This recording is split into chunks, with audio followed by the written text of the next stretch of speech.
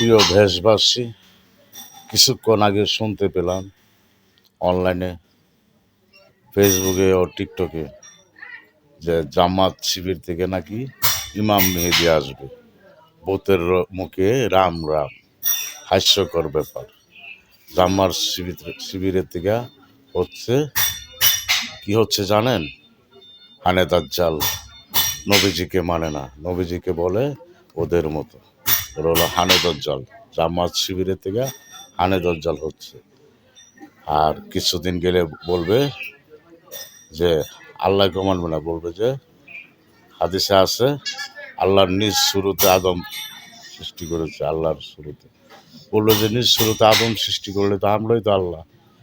এখন মানে না নবীজিকে, কিছুদিন পরে বলবে আমরাই আল্লাহ, আমাদের কথা শুনবে, তা নাহলে তোমাদেরকে মেরে দেব।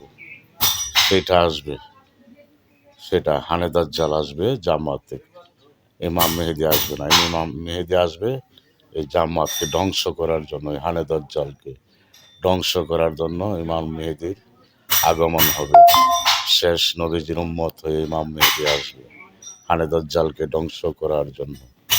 ওদের থেকে আসবে না ইমাম মেহেদী, ওই জামাত শিবিরের থেকে আসবে না।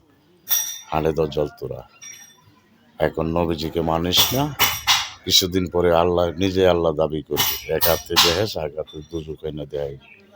তোদের কথা না মানলে, যারা আমার না মানে তাদেরকে মেরে দিবে। তারাই হলে হানে দাজ্জাল।